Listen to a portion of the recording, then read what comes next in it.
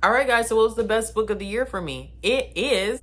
Hello, my lovely book friends. Welcome back to my channel and Happy New Year. So it is January the 1st, 2026, and it is nice and sunny outside. And I just figure, why not start this year off on BookTube with a nice, cozy, almost sleepover like fun video, just doing a little bit of reflection, talking about books, obviously, catching up a little bit with you guys, but in a really cozy, fun way. So, hi guys, and welcome back. So I know a lot of the book girlies and guys have pretty much already done wrap-ups before the new year started, and I was definitely about to do the same thing. However, I really needed to sit with what would be my top 10. I could not make a decision about some books about if they were going to be in my top 10 or not. So truth be told, I needed a little bit more time. So that's why I was like, you know what? It will actually be kind of a cool way to just kind of reflect on 2025 a little bit book-wise and bring in 2026 as far as like what my goals are going to be all at once, but like with the freshness of January 1st, if that makes sense. So let's start with Vlogmas, which I know is probably a little like jarring because that was like what, weeks ago now. But I did have some fun footage and some books that I read that I do want to include here just for the sake of conversation and just for the sake of closing out Vlogmas. The reason I ended up not finishing out Vlogmas was because I felt like I wasn't really giving y'all a whole lot of book content. And even with that, like I was just so busy that it just wasn't going the way I wanted it to go, in the sense of like I value the quality over the quantity. So like, yes, I said I was going to do Vlogmas, but the quality of my Vlogmas content wasn't there, if that makes sense. And it wasn't like it needed to be like stellar quality or anything like that, but simply put, y'all, I was running around most of December. Like I was finishing finals, finishing up stuff with my internship. Child, I was working. It was Nutcracker season. It was Christmas. It was preparing for Christmas. It was going to Christmas. It was a lot. And it just, Vlogmas was going to suffer. So I do have some highlights that I want to show you guys. So we're going to pause here just so you guys can see that real quick as well, because that's part of the reflection. Let's do a quick Vlogmas recap. Let's look at it. Good morning, guys. Welcome to Vlogmas Day 12, also known as Picture Prep Day and being productive. But it's Friday. Happy Friday.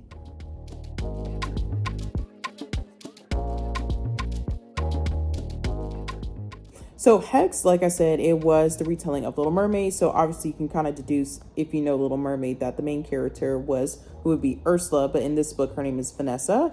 And it's not Prince Eric, his name is Enzo. And it was super good. So if you really like a mafia, New Yorker, Italian boss man meets dark Southern princess with witchy vibes, it's good.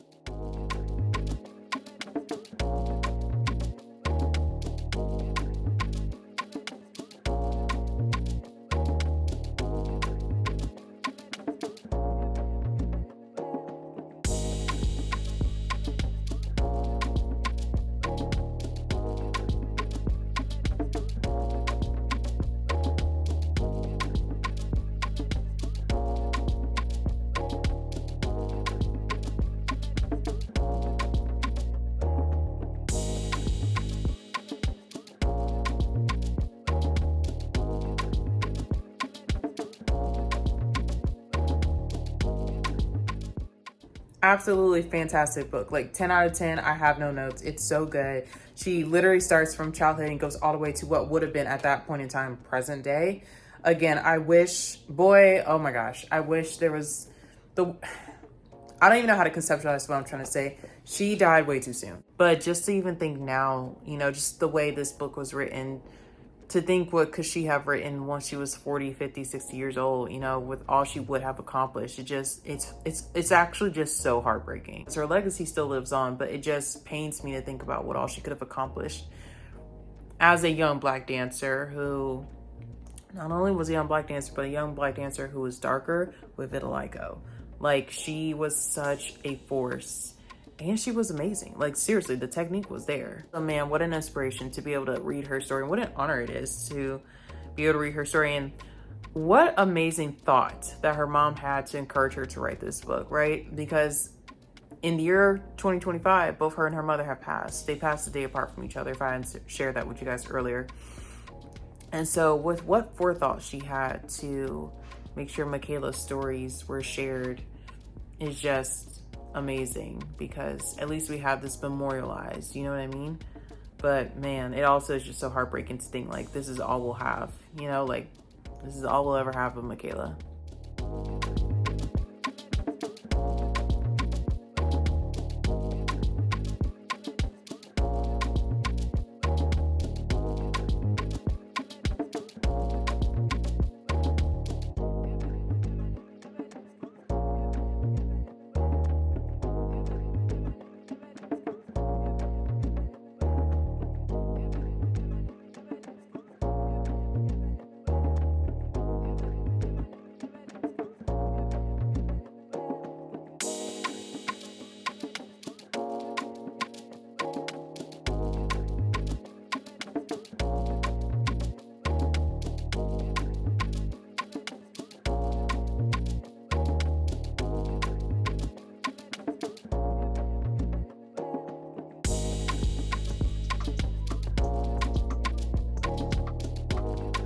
Okay, friends, so let's start with my 2025 wrap up and then we'll get into goals and so forth. But for 2025, I'm going to show you guys right here everything I read in the year.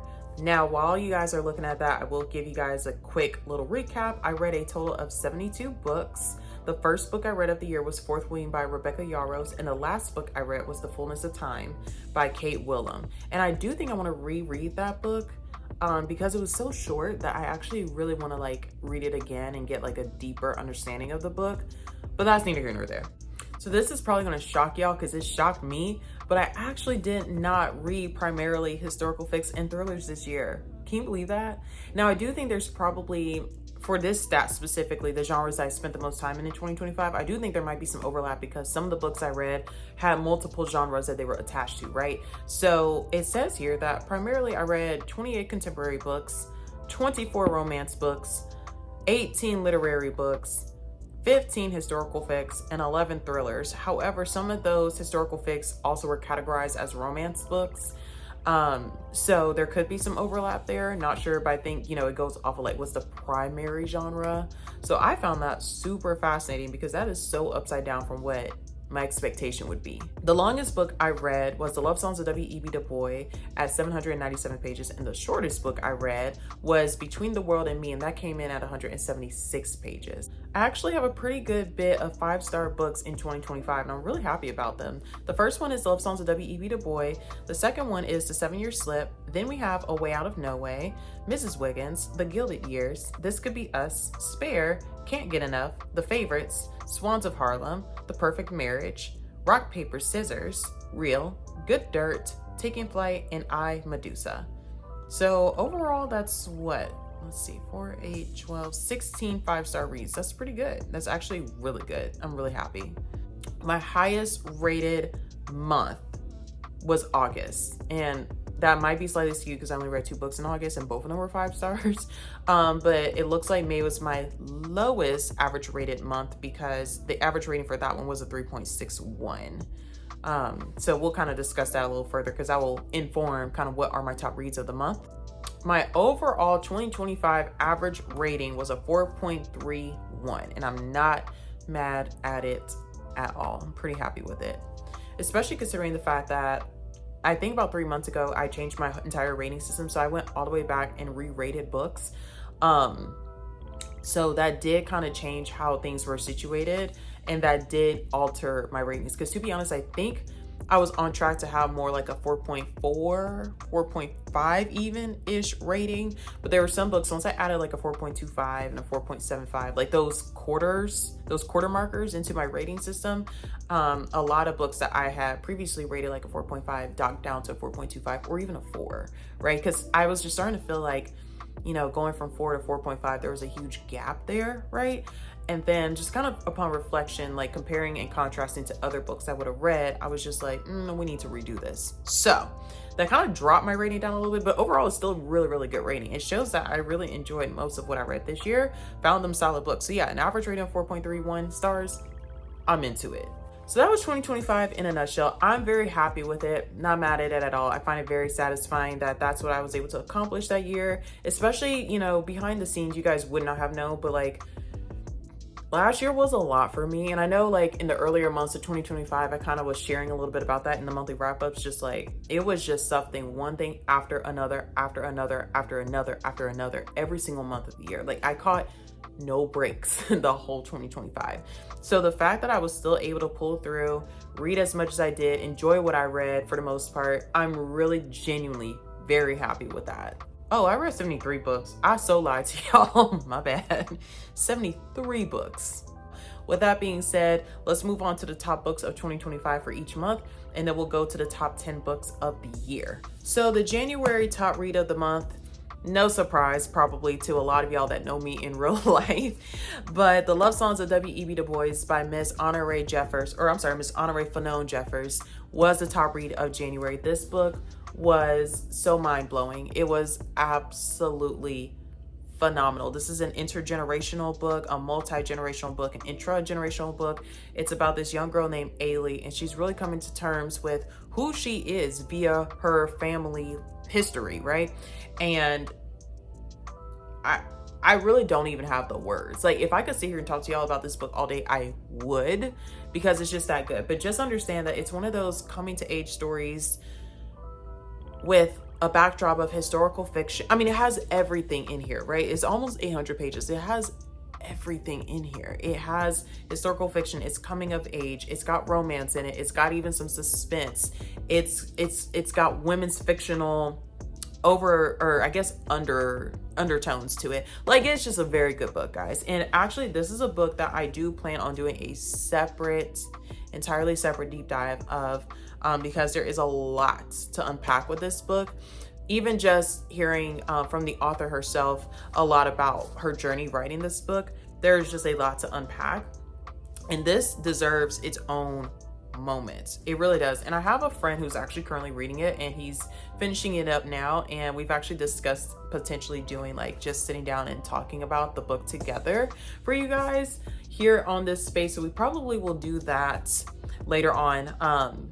Maybe next month or in March or something like that, just to give time for, you know, his thoughts to kind of, you know, for him to kind of decide what he wants to talk about, because 800 pages is a lot, right? And you can only imagine there's so much to pull from with the characters, with the plot, with the history of it all. Like this was a masterpiece of a book, truly a masterpiece. So this was my January top read. My February top read was Mrs. Wiggins by Monroe. This was gifted to me, not Christmas, but the Christmas before. And so I ended up reading it February. So it would have been like 2 months later, because I already had a lineup of what I wanted to read for January. So I read this in February of last year, and boy, I tell you, this was good. It's scandalous, it's suspenseful, it's historically fictional in a way, because it's set in the 1910s through the 1930s in Lexington, Alabama. So you can only imagine the type of backdrop that gives, right? But it is so good. It's about this girl named Maggie, and it just basically talks about how Maggie will do whatever it takes to keep the reputation that she has. And that's all I'm going to tell you about the book. The cover should give you something to work with. It's in Lexington, Alabama, 1910s through 1930s. It's a lot, child, but it's so scandalous and it's so good. Like, this was a book that had me audibly gasping when I read it. And I finished it mad quick too. It's not a long book at all, as you can kind of tell. And the print, if you guys can see, the print of the book is not terribly small. It's not like dense, you know what I mean? So this was a rather quick read for me. I absolutely love that book. We'll mention for February, I enjoyed A Way Out of No Way by Senator Raphael G. Warnock as well. That was a fantastic memoir that I read in February. I absolutely loved it. I even sat here for a long time and went back and forth with which book really was the top read of February, because I do feel like, as I tell y'all in a lot of my videos, time and place matters when you're reading a book, right? And so when I read A Way Out of No Way, that was so timely. It was so necessary for me to read it when I did. I needed to hear the words that he was saying in that book in that time. I needed that inspiration. I needed to have that motivation. You know, it was a very motivating memoir. So that was also a very good book as well. March's book of the month was The Gilded Years. Now, this book here was absolutely phenomenal. This was a recommendation to me by Jason. Hi Jason, if you're watching this. You're probably not, but hi Jason if you're watching this. He has been on it with recommending books to me, okay? And I think it's because we have very similar interests in books. He really loves historical fiction. I mean, like, I love historical fiction. He's got me beat, okay? He's got me beat. But even with that, he's read some really cool things and he can recommend really good things based off of what I tell him I really like. And he nailed it with this one, babe. He nailed it with this one. This is good. This was 5-star. In fact, the other two were 5 stars as well. But this one was definitely also a 5-star. This is another historical fiction. If you like stories that talk about white passing, you're gonna love this. This is definitely a story about a young girl who has to pass as white at this college, and it's about her college journey as a white woman, and even post-college, like kind of how she has to assimilate back into life as a white woman. And it is such a good book. It is truly such a good book. It is set in the 1890s, I do believe. 1890s, I think that's about correct. 1890s, 1880s, around there. So you can kind of pretty much put a couple of pieces together even with that backdrop. And the school was located, I can't remember where the school is located. I can't remember. I think it was north. I honestly don't remember. But the point is, fabulous book. This one was so captivating in such an emotional way. Like, when I was done with this story, I didn't want it to be over. And I'm pretty sure I discussed this book on YouTube. So I'm 99% sure I told y'all my initial thoughts immediately upon reading it. I'll have to go back and see. And if so, check the description box below for more details into my thoughts about the Gilded Years. But that, I mean, hands down, was one of the best books I read this year. All right, moving on to April. This Could Be Us was one of my top reads of April. First of all, the cover alone, I'm obsessed with Kennedy Ryan's cover. She does the best at these beautiful covers. I love them so much. Like, having all 3 of my books on a display shelf, it just looks so freaking, yeah, I don't even know where to begin. This book, so this is the story of Soledad, and each book in the Skyline series features one of the girlfriends. There's 3 of them. So the first one's about Yasmin, the second one's about Sol, the third one's about Hendrix. But this book is Sol's book, and it was such a beautiful story of just redemption, self-love, and sisterhood, right? So we meet Sol where she's making a decision about can she continue on in the marriage she's in, and then something happens where she quite literally is forced to play her hand, right? And she ends up getting divorced. So there's that. And so we're following Sol on her journey post-separation, working through this divorce, raising teenage girls, trying to figure out how, as someone that was always a homemaker, how is she now going to provide for her girls and herself while maintaining some semblance of the lifestyle that they've always had, just to make sure her girls are comfortable, just to make sure they don't feel like their world is falling apart. Like, she's just so caring of everyone else, that this book really talks about what it means to just take a second and pour back into yourself. And also, it's a very good lesson about just realizing and taking inventory of the skill sets you have and utilizing those to put yourself in good places, right? Like, we all have skills, we all have talents, and really using them in the way we should be using them to better ourselves. You know, this was that type of book that really honors what you do. It really honors the concept of what happens when you honor your own talents, right? And it was just such a beautiful book. And also such a good book about sisterhood, because seeing how Yasmin and Hendrix really corralled around Sol and really protected her, really helped her, really poured into her, when quite literally it was obvious that she's never done that before, was just so beautiful. Like, I will say the best thing about these Skyline books wasn't really just the fact that it was just overtly romance, because y'all know I'm really just not a fluffy romance girly. I'm trying so hard. Like, I try so hard and it just doesn't work, okay? But what I love about these books is that they're romantic. They are, but they're a warm romantic. They're like just a different type of romance. And the fact that there's so much else going on in these books, not in a way that distracts from the plot, but in a way that enhances the plot, fantastic. It really reminds me of why I loved the Knock 'Em Out series so much, right? Like, it's obviously a romance book, and even those are way fluffier than these, but there was so much more that was going on in their lives that we got to know, and we really got to see the characters develop and mature, that I really enjoyed. And same thing here, we get to see the girls through so many life events, right? And just watching them kind of be there for each other and learn from one another, and also get these happily ever afters at the same time, I think was just very fulfilling. But that's Soul Story. I absolutely loved this book. I'm pretty sure, 99% sure this was a 5-star. Now, same thing with February. There were 2 books up for grabs for top read of the month. Spare by Prince Henry was one of the best books I read this year, right? And I read both of these in April, so I could not talk about This Could Be Us without also talking about Spare. This book here was absolutely phenomenal. Like, Prince Harry, I also got to listen to this book at the same time, so listening to him narrate this story and read it at the same time was so amazing. He really was very honest, very candid, very transparent, and you can just tell that, like, he is now in his big age, you know, understanding like the effects trauma can have on the body and on the brain and on your life and how you view people and relationships. And, you know, he just talks about everything, the good, the bad, and the ugly. And I really love when a memoir is so transparent and so raw, because it just makes you feel like the person is truly human, right? And that's something that he's discussing in this book, is like he feels like his humanity truly wasn't honored and respected a lot of times because of the culture of his family and his upbringing. However, he deserves to be treated with respect and as a true human being, you know, that has feelings and gets sad, gets upset, gets angry, right? But just because he's in the limelight does not mean he is devoid of emotion. So it was just a fantastic read. I mean, props to Prince Henry. Why did I just say Henry? Props to Prince Harry for putting this out here for the world to read. I know it did cause a bit of a stir in the family when this book came out, but you know what?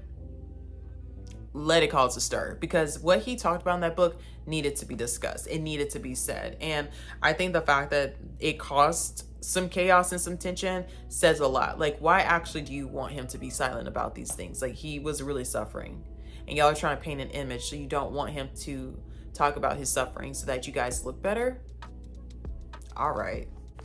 Okay, so May's top read was the 3rd Skyline book, Can't Get Enough, and this one is Hendrix's story. So this one was, wow, this one was really, really, really good. So this one is really talking about what it looks like for the hyper-independent woman to finally meet her match, find the man that is very acts of service, find the man that's doing the words of affirmation, that's taking things off her plate for her without her having to ask, her learning how to ask, her relying on her support system for help. Hendrix really has been the foundation of this whole entire friend group, okay? She has picked up the girls when they have fallen. She has been there for Yasmin. She's been there for Soul. She's been there for all of their daughters and sons, and you know, she is the voice of reason. She is just that girl. So for her to have to sit down and admit, like, oh my gosh, a lot's going on in my life and I need the help and support, and to watch the girls come to her with 20 times the support she poured out to them. And that's saying a lot, because if you read these books, you know Hendrix gave her all, okay? Gave her all.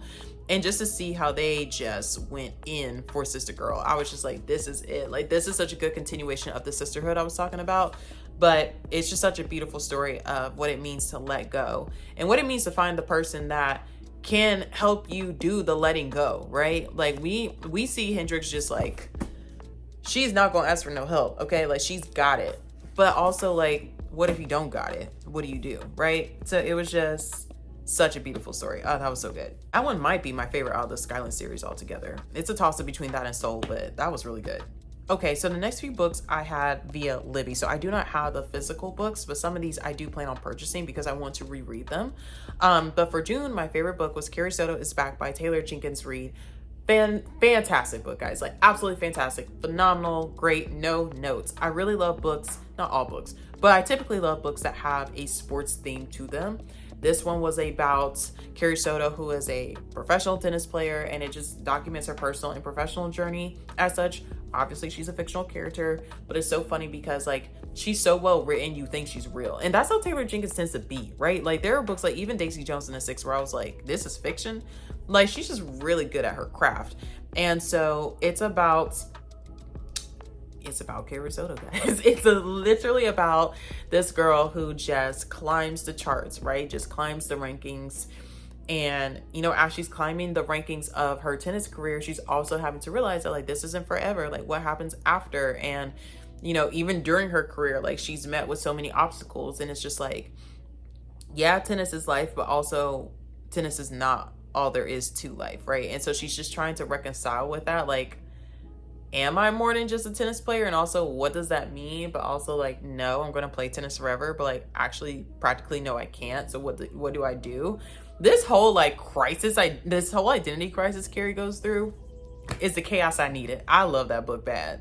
July, I read 7 Days in June by Tia Williams. And that was definitely the top read of the month.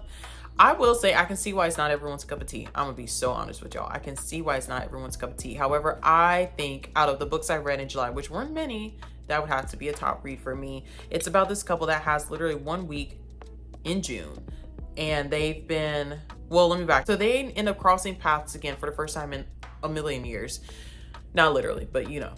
And they have a week where they're in each other's proximity to decide, is this by chance that they're in the same space? Because where they left off was very unfinished business.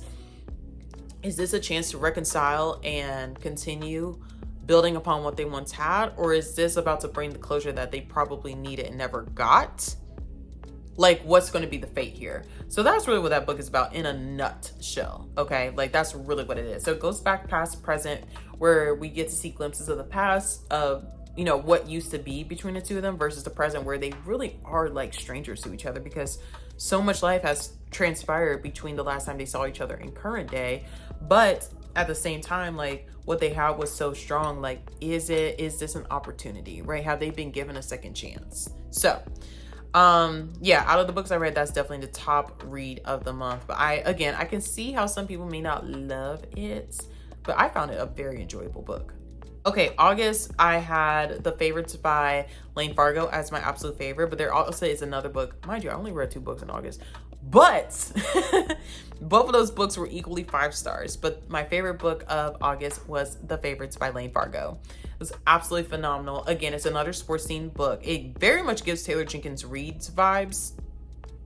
Taylor Jenkins Reid vibes. But it's so good. Layne Fargo really ate with that. So this is the story of 2 young ice dancers and their friendship as little kids who are, you know, don't have much money, are using little ponds to like skate, and, you know, finally being able to break through and build a professional career, and how that just takes them through all of these journeys all around the world where they get to meet people. You know, they discover new friendships, new heartbreaks, you know, competing in the ice dancing world, rather, on a much bigger playing field than what they were ever used to. And it's just such a beautiful story of friendship, heartbreak, just the adrenaline rush of a sports career. And it was just really good. You really felt like you were there, right? You really felt like you were watching them on the ice. It was a beautiful book. It was so good, guys. Honorable mention, 5 Swans of Harlem by Karin, I do believe is the author's name, is a book that I think was absolutely beautiful. But I do want to save that book, as well as another book that I read this year, for a separate discussion altogether. So just keep that in mind, that was also an honorable mention, but we will have a deep dive about that at a later time. September's top read was Sing Unburied Sing by Jesmyn Ward. I really enjoyed Jesmyn Ward books, but yet again, just like Tia Williams, I can see why people don't like it. This book was about this young boy, and he's turning 13 at the start of the book, and we basically follow him through what it's like to live his life, right? So he has a mom who is a drug addict. She be on drugs sometimes and then not, and they don't really have a good relationship. So like for him, that's not really his mom, that's like just the girl that lives there. He has a baby sister who he takes care of. His father is recently being released from jail. So this story is really talking about him and his mom going to pick up his dad, who is white, and his mommy's black. And there are so many things that happen on the way to the jail. I do believe the jail's in Mississippi, so they have to drive there from, oh man, I can't remember their starting point, but it's like they have this long road trip. But it's like certain things happen along the way that help this young boy understand, I can't remember his name right now, but help him understand more about who he is, more about where he comes from, and just come to terms with being a biracial child that's raised with his black family and having a white daddy that quite literally he doesn't have a good relationship with. Like, it's so much, but yet it's in such a short book. And it's like so much to the point where I don't want to confuse y'all, but like it really was such a good book. And there's magical realism in it. So if you don't really love that, you may not like it. but there's some magical realism in it. Just like Let Us Ascend, if you've read it, it kind of has similar vibes in that not all the characters in the book are actual physically here, if that makes sense. Not ghosts. Well, kind of ghosts in a way, but it's not a paranormal book. It's not a spooky book. It's nothing like that. It's more just like ancestral. It gives Black Panther vibes a little bit, just a little bit. It gives Black Panther vibes, if that makes sense. Very good book in my opinion. October's top read was Rock, Paper, Scissors by Alice Feeney. If you know, you know, I love Alice Feeney. She has written one of my favorite books of all time, Sometimes I Lie, which is a book I really actually might reread this calendar year because it's been, what, 3 years since I read that? And yeah, it was really good. My sister even read it and loved it. But anyways, Rock, Paper, Scissors is really good. You have no idea what's going on the whole time. And that's what I love about a good thriller. You ain't got no clue. You cannot predict the ending, and you really can't. So it's about this couple, and they've been having like marital problems for a really, really long time, right? And it's their 10th anniversary. So they're going on this little trip that the wife was able to win via a raffle. I think it was the wife, not the husband, that won the trip. But they both have two different sets of motives for going on this trip. So yeah, like they are going on this trip and they both have two totally, completely different motives of how they want this trip to end. And so we're just really trying to see who's gonna beat the other one out. It's a good book, guys. That was a trip, honestly. Like, I don't even know how much more I can tell you without spoiling anything about the book. You just gotta read it. Like, if you're looking for a good thriller, read that today. Put it in your TBR today, right now. All right, and finally, the best book I read in December was Good Dirt by Charmaine Wilkerson. Now, mind you, I did finish some books after I made up my mind that that was the top read of December, but honestly, like, I still agree with the fact that Good Dirt was my top read of December. It was phenomenal. Again, I was really last year rather, I was really into books that were very reflective, very family oriented, very intergenerational, that also tackle some hard, heavy hitting topics. That was just really the vibe I was on, it seems. So this book is talking about this young woman and basically her life post several traumatic events. Okay, so it starts off with her brother being killed. Robbers broke into the house and killed her brother, and she was a witness. And mind you, they were like little kids at the time. So like, obviously that's super traumatizing for a small child, right? We fast forward, she's on her wedding day. She gets stood up on her wedding day. And she's part of a very affluent Black family in the New England area. So like when her brother was killed, that was already all over the news. People already knew her family from her parents' accomplishments and her family's legacy in the area. So there's that. And then she was marrying this white guy who also is comes from a very affluent family as well. And so him standing her up obviously made for new paparazzi, new news in the area, if you will. And so she flees to Paris, I do believe. Not Paris. Yes, Paris? Somewhere over there, child. I don't remember. It's just a story of trying to come to terms with and addressing trauma and not running away from it, but also being kind enough to yourself to be comfortable grieving, being comfortable knowing that there's no timeline for grief. There's no timeline for trauma healing, as long as you're putting in the work, right? Like it's tackling some really big, heavy topics. And it also tackles, the beauty of family heirlooms at the same time. I know that feels like two totally different things, but I promise they make sense together later. And it tackles just the beauty of having family and what it means to have special pieces of history still with you, and just having those physical manifestations of everything your family has been through, you know, as a comfort, as motivation, as something almost very sacred, and how that can be used as a tool for motivation to carry on even when you feel like the load is super heavy. It's a very deep and very good book. Now, how those two things intertwine, I would recommend you just read the book to kind of understand a little bit more, because I feel like my description may be a little like, come on, what? But I swear it's a great book. 10 out of 10 recommend. So good. All right, so those are the top reads per month. All right, so let's move on to the top 10 books of the year. So coming in at number 10, should I do like a drum roll? I really should do like some sort of a drum roll. Coming in at number 10 for the year is This Could Be Us by Miss Kennedy Ryan. It absolutely was going to break the top 10. Like, there's just no debating that one. Coming in at number 9 is, I'm having way too much fun.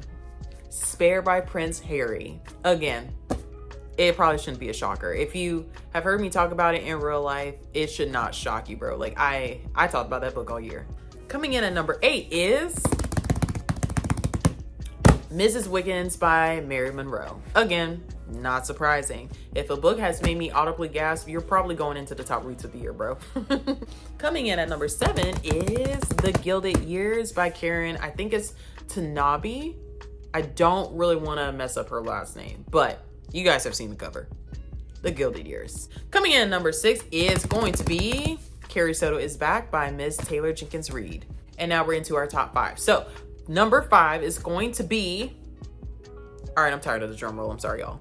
Good Dirt by Charmaine Wilkerson. I'm really shocked that for a late addition to the year, that one broke through not only the top 10, but top 5, but truly, that was an amazing book. That's a book I'm going to be recommending all 2026 to people if they have not read it already. Also, in case you weren't aware, Miss Charmaine has written some other very notable books, including Black Cake. So if you have read that or have heard of it or have watched the series even, you really should seriously give Good Dirt a chance because it was an absolutely amazing book. Coming in at number 4 is Rock, Paper, Scissors by Miss Alice Feeney. Obviously, being able to read another Alice Feeney for the first time in 3 years was already amazing. I don't know why it took me so long because I've had that book on my shelf for forever.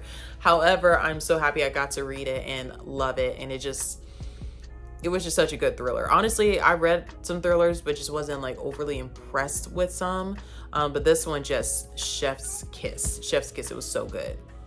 Coming in at number 3, guys, is The Favorites by Layne Fargo. I mean, I would not shut up about this book. So it had to be not only in the top 5, but top 3. All right, guys, coming in at number 2, the runner-up for the best book of the year is going to be Can't Get Enough by Kennedy Ryan. Can you believe 2 Kennedy Ryan books broke through top 10? I'm not shocked, but maybe you're shocked, but I'm not shocked. That book was a masterpiece. That book was just simply so beautiful. It was just such a beautiful conclusion to an amazing series. Like Kennedy put her foot in that series. Okay, Skyland series is so good. So I'm so happy with the way that series ended, and it was just beautiful ending, beautiful story. All right, guys. So what was the best book of the year for me? It is The Love Songs of W.E.B. Du Bois by Honoree Fannone Jeffers. It was just the best book I've read this year. There's no other way to put it. There's nothing else I can say. It was really the best book of the year. It was the best book of the year. It was 100% the most amazing thing I read this entire year. When I read it in January, I promise you already, I was like, I have no idea what's going to top this book this year. I have literally no idea. And I was serious. Like, I literally remember sitting there in January just being like, I read this in January. Like, what am I going to read the rest of the year that will even come close to this book? And honestly, nothing did. I'm going to be so honest with y'all. Nothing really did. Now, I read some amazing books, but that book is in its own category. Okay, that's up there. It's going down as one of the top books I've ever read in my whole life. Like, it was just, that was a masterpiece. Seriously. All right, guys. So that is it for 2025. That's it. That's totally all I have for my wrap up for 2025. Yeah, it actually was pretty hard to figure out what would be my top 10 actually, because I really did read some books I really enjoyed, but really narrowing it down to top 10 was very difficult. Last year I did, or I guess the year before at this point, I did top 25 books. When I asked you guys on Instagram, y'all said y'all wanted to see top 10. So I really had to sit there and like process of elimination it. And it took me a while because like I said, I wanted to do this on the day before New Year's Eve, but like, I mean, I was really struggling with what were my top 10 because like, to be honest, I had a top 15. And I was like, no, we're going to do top 10. We're going to stick to top 10. So I had to really, and then even with that, I like kept shuffling the order of different things because I had to think it through like, okay, I actually enjoyed this more, or I didn't, you know, like it was just a lot. And I enjoyed the books for different reasons. And again, time and place matter. So some books just hit differently because of when I read them, right? So overall, that is the top 10. Okay, so now we move on to 2026. What are my goals for 2026? So I'm going to run back the 75 books goal. So I made it so close, so freaking close. So I'm going to run that one right back. If I can surpass 75, that would be really cool. But I'm just gonna run that one right back and see if we can actually hit it first and foremost before we try to move on to something bigger. Because again, I was right there, so I know it's an attainable goal. And given everything I went through in 2025, I really think that it can be done. So we're gonna do that. Now, as far as donating books is concerned, I did donate books, but I wasn't as public about inviting other people to donate books with me as I should have been. And so I feel like I kind of missed the mark with that. I did donate books, which was a goal of mine, but I really wanted to be a little bit more public about it so that other people would have an opportunity to donate books to different shelters as well if they maybe didn't know where to take them to, or, you know, just wasn't sure how to go about that process, because I'm really wanting to make sure books go to like very specific places. So I really want to run that goal back, but just be a little bit more public about it and just really invite all of you guys to join me in on it. It was something I did for myself, but it was something that I genuinely had intended to make a little bit more public and just didn't. I just gave books away just by myself. And so I really want to do that. I would love to see 50 books get donated in this calendar year to different shelters. I want to keep track of that. But I will probably be doing different, I don't know if I want to do like once a quarter or however I'm gonna do it, but I do know there's going to be points in the year where I will just ask if anyone's interested in, you know, meeting me, or just sending books via the mail to me or things like that, so that I can put them all together and donate them to several places, because I have several different shelters that I would like to continue to donate to. So that's another goal of mine. Another goal of mine, I'm really pulling from my 2025 goals and refining them a little bit more. I want to visit 25 small local bookstores, whether it's woman-owned, Black-owned, some sort of a minority-owned. It honestly doesn't matter. I want to support local bookstores, and not only support, but I want to visit 25 bookstores. And what I'm going to do, just to kind of make my life a little easier, that's going to even include bookstores that I have previously been to but have not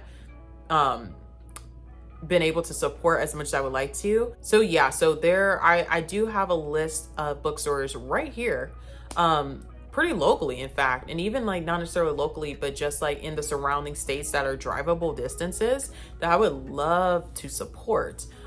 So I have already compiled a list. It's not 25 deep yet, but I'm pretty sure as I kind of learn things and, you know, find new places, that will change quickly. And this is an additional goal that I have genuinely no idea how I'm gonna pull this off, but I would love to host at least 2 book events this year. Now, what does that event look like? I honestly do not know, guys. I don't know. I don't know if I want to do like a silent book club moment, maybe do like an audio book and walk situation. I know there's a club in Atlanta that does that, like a really big one, but maybe for those that maybe don't want to join like a larger crowd and maybe do more like a smaller crowd, I may do that. I think that would be pretty cool, but doing like a silent book club moment I think would be pretty awesome as well. Those are just some ideas that I've been thinking about, but I haven't committed to anything yet. So yeah, so that's kind of what I'm thinking about, because I would love to just create space and opportunity. I've been seeing a lot of discourse on Instagram lately about how harsh and negative the book space can be on social media. I'm really thankful that that's not been my experience thus far. Like, I really do think that's partially curated because of my algorithm maybe, but I do want to promote and create spaces of positivity and kind of offset whatever negativity people are experiencing in the book space, because I do not want people to come off of Instagram and come off of TikTok and come off of YouTube because of that. But that's what I'm seeing going on. So I'm hoping that maybe like creating some events will just help kind of build rapport with people. And yeah, I'm hoping that maybe that could be just something positive and fun that will help just kind of keep people connected and want to keep engaging in the book space. But again, I get it. Social media can be a lot at times, but I hope that whatever I can do to help not discourage people will be productive. Well, guys, I guess it's time to change out of my pajamas and go put on some real clothes and enjoy a day full of football and friendship and family, because that is what today is. Also, if you celebrate Kwanzaa, happy 7th principle of Kwanzaa, Imani. I hope you all have a fabulous New Year's Day. I hope you guys are able to get some rest in today. If you guys had festivities yesterday, I pray for you guys that 2026 will be a year of answered prayers. I've been saying that all yesterday, and I'm saying it today here. Even if you don't believe in any sort of a higher power, I still am hoping and wishing the best for you in 2026. I feel like we say this every year, like we really do want the best for people. But maybe it's just me, but I feel like there's a collective sense of burden and heaviness that 2025 left us with. And so my biggest thing is I just pray that 2026 gives you guys something, some sort of confirmation, some answers, some closure, some new ideas, new beginnings, whatever it is that left you feeling heavy, sad, depressed, unsure. Maybe you walked away from something in 2025. Maybe you felt hopeless. Maybe you felt like there's just so much happening in the world. Where is the joy? Whatever it is that you were struggling with in 2025, I'm just praying that there's some relief in this calendar year. I don't know what that looks like for each individual person, but I just pray for relief. I pray for answered prayers. I pray for burdens to be lifted, because I do feel like there was just a heaviness last year that I really hope will be lifted, at least just by a 10th for a lot of us, because last year was a lot. For a lot of us, it was a lot. And I think it's okay and honest and transparent to admit that, right?